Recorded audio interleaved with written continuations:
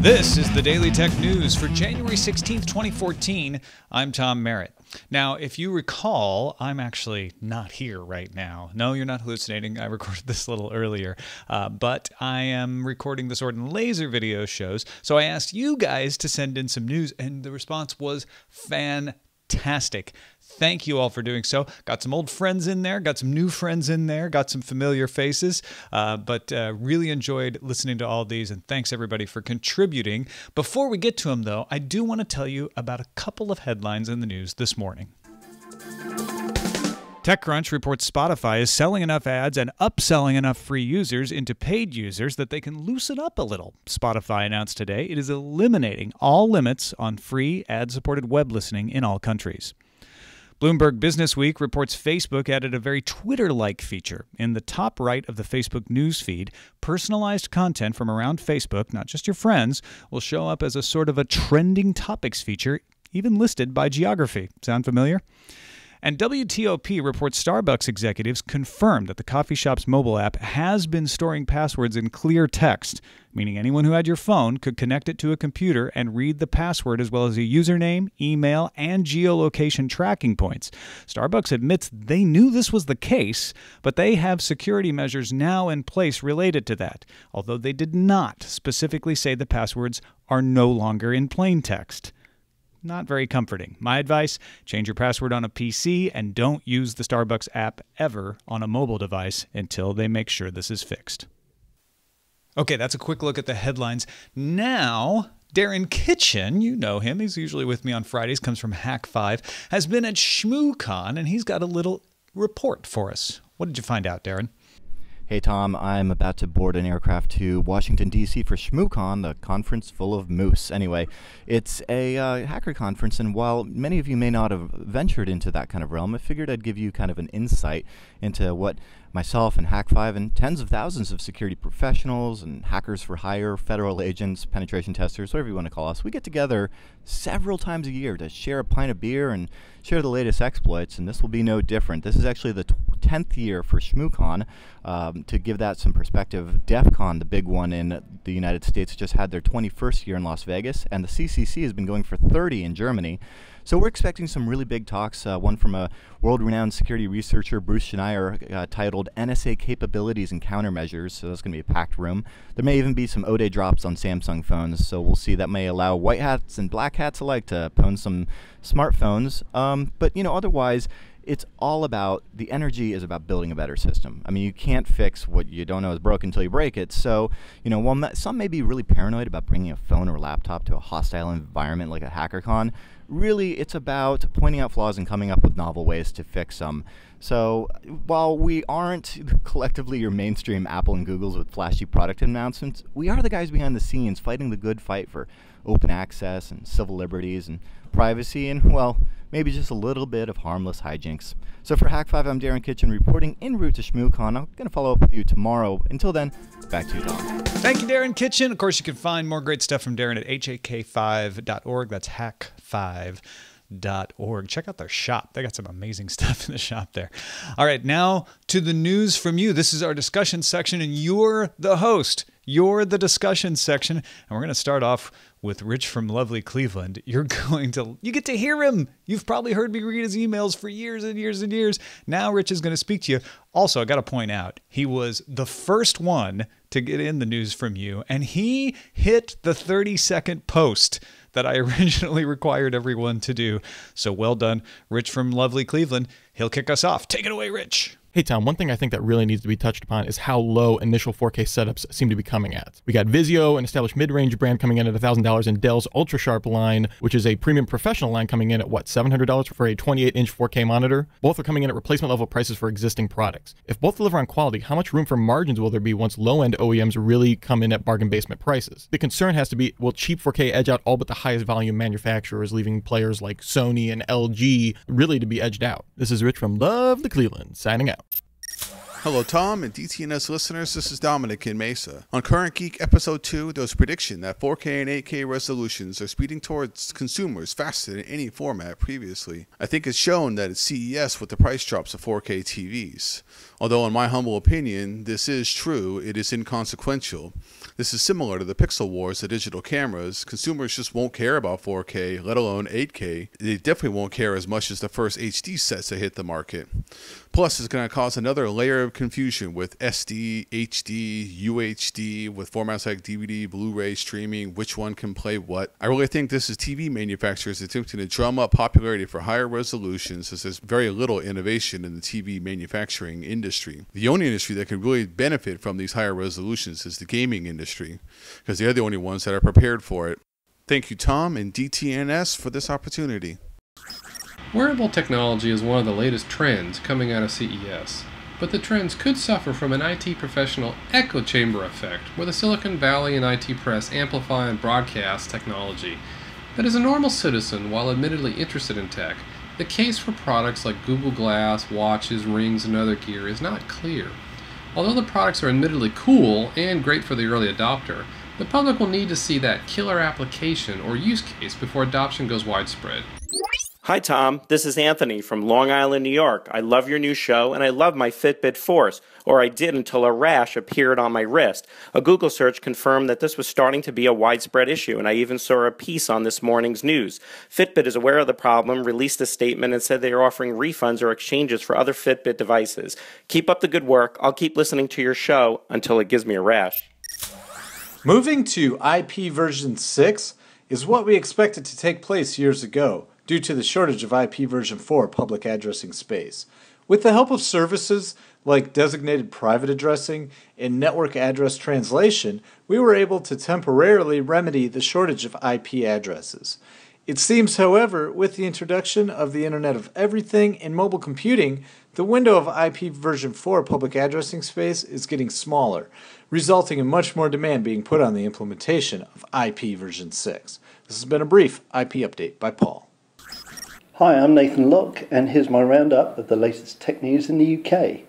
Set-top box manufacturer Humax have just released a firmware update, making them the first manufacturer to implement the DIAL, that's Discovery and Launch Protocol, for the UK's FreeSat platform. This means that users can now beam YouTube videos straight to their set-top box from their mobiles, without the need to pair their device, and it will automatically launch the YouTube application on the set-top box. So Humax, how about implementing a full Chromecast capability next? UK mobile network operator O2 have decided to close its wallet service after less than 2 years. The rumours are that the number of active users were tiny. Like rival operator Orange's service QuickTap, it appears after the free cash or cashback period finishes, the novelty tends to wear off with the users. This isn't the first time the UK network has experimented with mobile money. There was also the O2 credit card, which lasted just 1 year, and only time will tell what this means for their involvement in the forthcoming Weave e-commerce platform.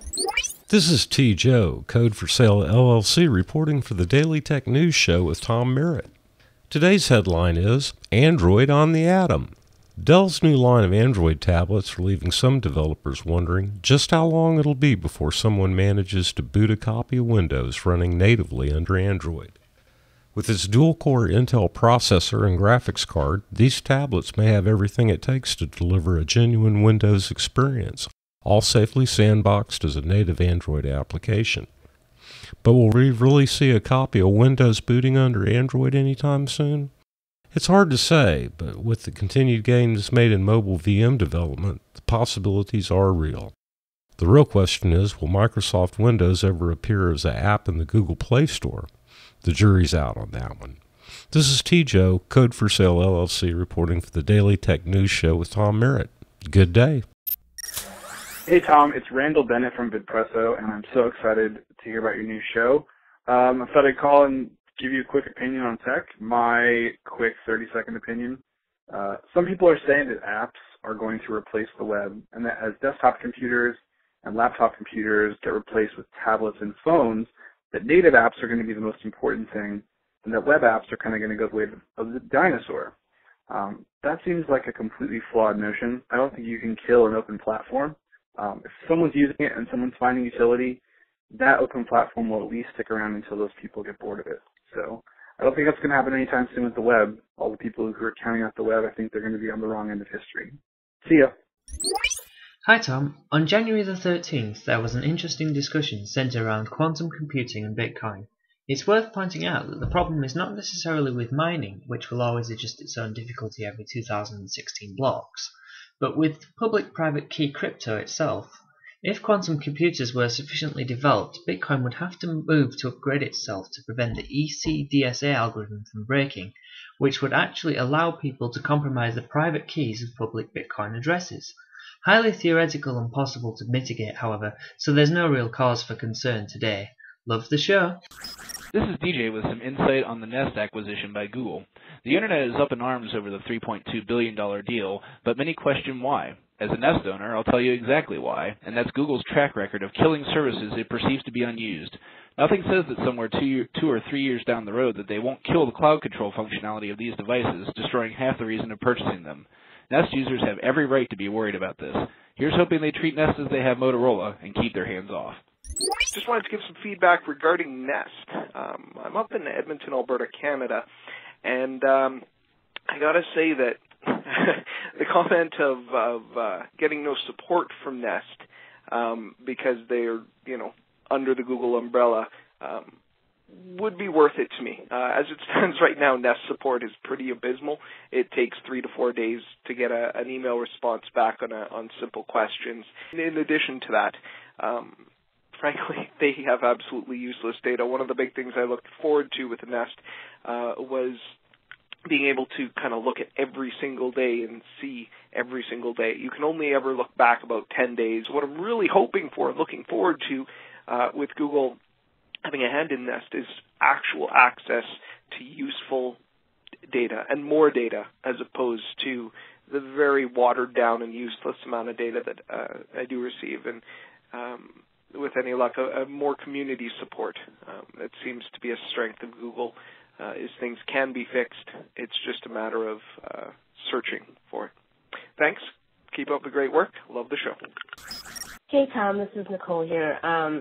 I have just gotten over the very dreaded CES flu, so apologies if my voice is not as melodious as it used to be.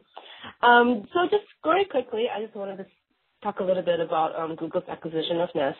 Well, I think it behooves us to be a little bit wary of one company controlling all our daily movements. It's also kind of exciting to see what a big company like Google can really do to sort of open up the future of what the Internet of Things can really be. That's me, that's Nicole, and if you want to follow what I'm doing, you can go to Engadget.com or you can just go to twitter.com/Nicole, where I tweet about my horrible, horrible flu and things of that nature. All right. Bye, Tom. Bye, guys. Hey, Tom. This is Richard. I want to make a comment about Google and how they're introducing new users to G+. We saw a while back what they did with YouTube, where they forced you to start an account if you wanted to comment, which PS did not clean anything up. And now we see that they're allowing limited G+ users to send mail to Gmail accounts that I think people might associate with spam. I know they were probably told by advertisers that individuals are spending a lot of time on social networks and that's where a lot of the advertising money is going to go. But these first impressions being forced on something and spam are going to be hard to overcome. The odd thing, I've recently seen Hangouts and I think they're incredible technology and the iOS app is beautiful.